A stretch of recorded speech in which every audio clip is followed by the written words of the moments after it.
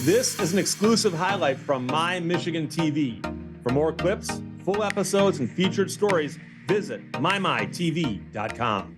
Welcome back to MyTV. I'm Steve Leto. We're at the Amway Grand in Grand Rapids, Michigan, at the Pure Michigan Governor's Conference on Tourism, where we're talking to all kinds of fascinating people, including sitting next to me is Patty Janes.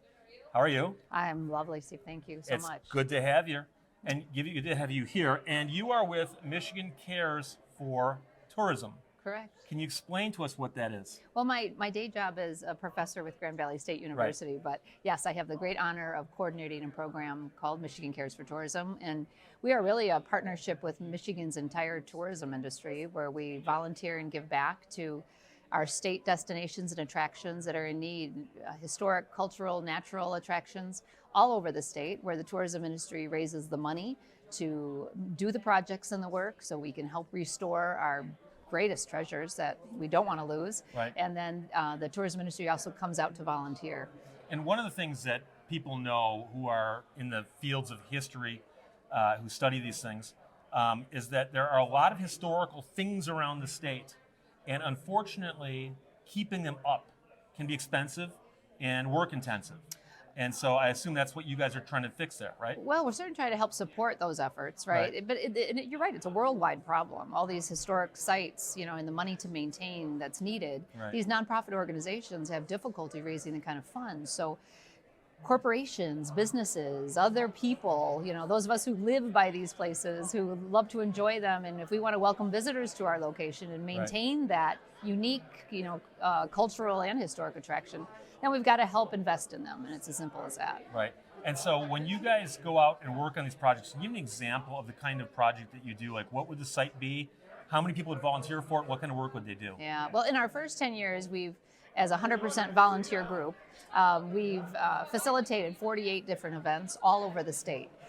We've had 5 in the Upper Peninsula, where Okay. we've taken as many as 165 people to volunteer at Fort Wilkins, as far north as you can go in Copper Harbor. And there the projects were different than the lighthouse in Harrisville, than the old historic mansion in the Holland, Saugatuck area. Okay. So the projects vary greatly, but in essence, they might be making trails accessible for all kinds of visitors.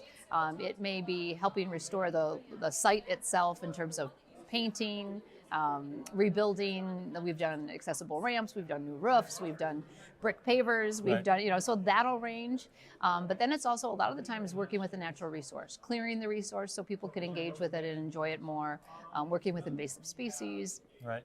trying to mitigate those things. You mentioned a town I love. Copper Harbor is one of my favorite places on earth. And it's at the very, very tip of the Keweenaw Peninsula. Right. And a lot of people go in town and they visit town, but right outside of town is Fort Wilkins. And it's a historic Right. Army fort. Right. And it was back there, I believe, in the 1840s. Because I know that when Douglas Houghton drowned off the shore of Eagle River, some soldiers from Fort Wilkins actually came down and helped with the search efforts. Wow. So it's a fort from that time period. And obviously, if it's here after all these years, with how harsh the winters are up there, with how hot the summers are up there, for that fort to still be standing has taken a lot of work and a lot of, I'm assuming, volunteers helping to keep that fort up. Correct. And again, it's run by the state. So the Michigan Department of Natural Resources, it's one of hundreds of historic sites that they maintain on behalf of you and me as Right. residents, but also all our visitors. And yet they do it on a very lean crew. Right. The DNR is a partner of ours because they had these locations that were in dire need. And again, it's state resource. So the money wasn't coming from Right. the state, right? And in times of trouble, the money was taken away, from those locations. So again, if we don't come to the table and help support those efforts, but it wasn't just the money, it was the manpower. Right. And that's one of the things is that almost any site you go to, it seems, as you walk in the door or walk out the door, there's a little donation box. Oh. And they're asking for money. And it's usually because there's a lot of stuff to be done around there. Oh, God. And some of it, of course, is things they want to buy, but a lot of it is just manpower. I would assume that they need volunteers to come out and clean stuff up or paint or do whatever they do. Right, things that they might not ever get to. And I'm glad we're talking about Fort Wilkins because it was one of those locations. They have 2 full-time staff members up there. Two. Right, and you're taking an entire fort that's, like you said, almost 200 years old, right? And trying to maintain that. So at the end of our experience there, you take 165 people for 2 days and put them anywhere. It's going to be magical. When the work was well organized by the DNR and our team came in but we feed our volunteers, they stay locally in the community, they get a sense of what it's like, so they learn about the destination.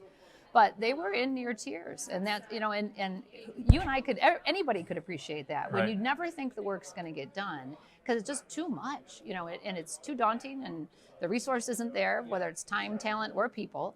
And when you get it infused in 2 days, and you turn around, we call it an over-the-shoulder moment, and you go, oh my gosh, what just happened there? So where do you get the volunteers from? In other words, you pull into town in Copper Harbor with busloads of people. Where do they come from? Well, they're all tourism industry professionals, and that's, we call this our industry sustainability effort, right? Like, we are here trying to work across disciplines and build a stronger tourism community as a result. The project is one piece of it, but it's also creating a team, creating a stronger team. So we have the Frankenmuth Convention and Visitor Bureau Chamber of Commerce staff working alongside the Traverse City hoteliers, working outside, Detroit restaurateurs, aside from event people from Gaylord, And so now you have all these people, just like at this conference, working together, learning together, growing together, giving together, right? And there's nothing like creating an even playing field when you and I and an entry-level college student and a CEO, right, are working together on this building to help restore. There's nothing better team building and more even and easy. So it facilitates dialogue that's easy. I know our students, as an example, as a professor, was one of the reasons I had taken students on projects like this, and it just became an easy place for them to communicate and learn from people. But it was like a mutual respect thing. It also had the CEO from a tourism organization think of students differently, right? And so it's really multi-generational, multi-position. I call it the perfect model. I will never quit doing it.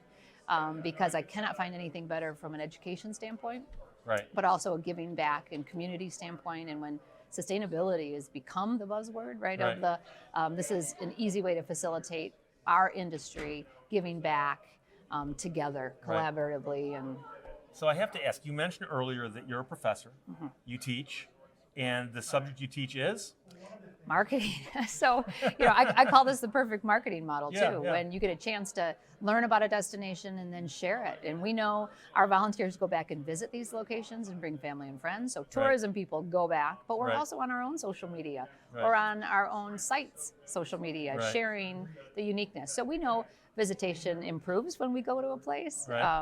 But again, I'm a stronger tourism provider, even though I might live in Grand Rapids, I'm a better provider if I can talk about what's going on in Detroit. I'm a better provider if I can say and tell any human about Copper Harbor, or Lime Island up in the UP, like we just talked about, So it only makes me a better tourism provider by knowing about the other really fabulous, amazing things in the state of Michigan. And I'm also one of these people where I know so many people who go, well, I've never been to the Upper Peninsula, but I've been to New York City. I've been to Florida. I've been to Los Angeles. They go, you've never been to the Upper Peninsula. It's closer in those other places, And they're like, well, until you go, you don't know, right? Yeah, and I say to everybody, if you like natural resources, my gosh, it better be on your bucket list because it's a stunning part of our state. Just like, everything, again, there's so many values about different places you go, but I think that's what makes our state so unique. We have a lot of differences. I'm a big supporter of the state of Michigan, and as are you. So I want to thank you for talking to us. Thank you Patty so James much. From Michigan Cares for Tourism. Very good. And of course, we are at the Amway Grand at the Michigan Governor's Conference on Tourism. We'll be right back after this on My Michigan Television. Thanks for watching My Michigan TV. If you liked this video, head over to our website, mymytv.com, and subscribe for free today. That's mymytv.com. You can also download our free app for smartphones and smart TVs.